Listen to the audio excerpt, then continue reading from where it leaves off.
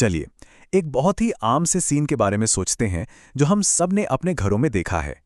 तवे से उतरती हुई गर्मा गर्म फूली हुई रोटी जिसे तुरंत एक मुलायम कपड़े में लपेट दिया जाता है। ये इतना रोज होता है कि हम इस पर ध्यान भी नहीं देते, है ना? पर कभी दिमाग में ये सवाल आया है कि ताज़ी रोटियों को हमेशा कपड़े में ही क्यों लपेटा जाता है? क्या यह सिर्फ एक आदत है जो हमारी दादी नानी के ज़माने से चली आ रही है, या फिर इसके पीछे कोई मज़ेदार साइंस काम कर रहा है? चलिए आज इसी रोज की आदत के पीछे का साइंस पता करते हैं।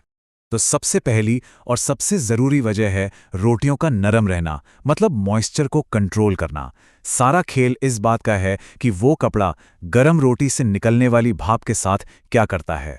अब सोचिए, अगर हम रोटी को एक खुली प्लेट में रख दें तो क्या होगा? या तो सारी भाप उड़ जाएगी और रोटी सूखकर पापड़ बन जाएगी, या फिर वही भाप पानी बनकर रोटी के नीचे जमा हो जाएगी, जिससे वो चिपचिपी और गीली हो जाएगी। दोनों ही सूरतों में मज़ा खराब। यहाँ पर कपड़ा एक जादूगर का काम करता है। वो ज़रूरत से ज़्यादा नमी को तो सोख लेता है, लेकिन इतनी नमी को अंदर ही रोक कर रखता है जिससे रोटी एकदम सॉफ्ट बनी रहे। और ये कोई 10-15 मिनट की बात नहीं है। ये छोटी सी तरकीब रोटियों को घंटों तक मुलायम और ताज़ा रखती है। मतलब ये कितना असरदार है, इसका ये जीता जागता सबूत है। अच्छा, तो रोटी का नरम रहना तो समझ आ गया, पर कहानी यहीं खत्म नहीं होती। बात सिर्फ रोटी के टेक्सचर की नहीं है, बल्कि उसकी खुशबू की भी है।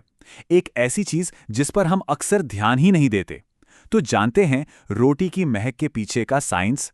ताजे पके हुए गेहूं की अपनी एक अलग ही मीठी मीठी प्यारी सी खुशबू होती है ना?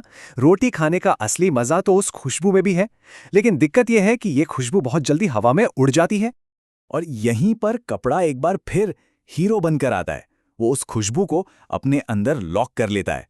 खुशबू के जो छोटे छोटे कण होते हैं उन्हें वो बाहर नहीं जाने देता।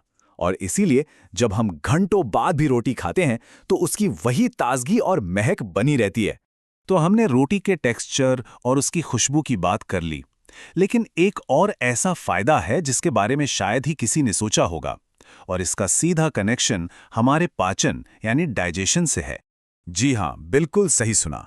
एक ऐसी रोटी जिसमें नमी मतलब मॉइस्चर एकदम बैलेंस्ड हो, न तो वह बहुत ज़्यादा सूखी हो न ही गीली, उसे हमारे पेट के लिए पचाना बहुत आसान हो जाता है। तो कपड़ा सिर्फ रोटी को मुलायम नहीं रखता, बल्कि उसे डाइजेस्ट करने में भी मदद करता है। तो जब हम इन सभी बातों को एक साथ जोड़कर देखते हैं तो एक बड़ी मज़ेदार तस्वीर सामने आती है।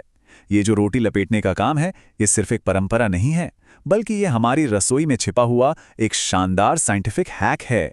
तो चलिए एक बार फटाफट देख लेते हैं कि ये छोटा सा कपड़ा क्या क्या कमाल करता है। पहला, मॉइस्चर को कंट्रोल करके रोटी को एकदम मक्खन जैसा मुलायम रखना। दूसरा, गेहूं की वो प्यारी सी खुशबू को कैद कर लेना।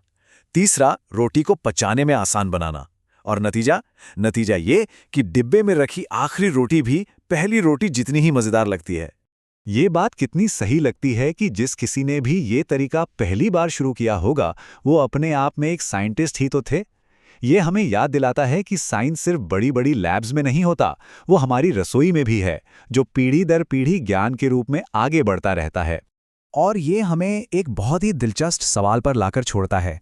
हमारी रोज़मर्रा की ज़िंदगी में ऐसी और कौन-कौन सी परंपराएं हैं जिन्हें हम बस करते चले आ रहे हैं, पर असल में वो अपने आप में एक कमाल का साइंस हैं? इस पर सोचिएगा ज़रूर।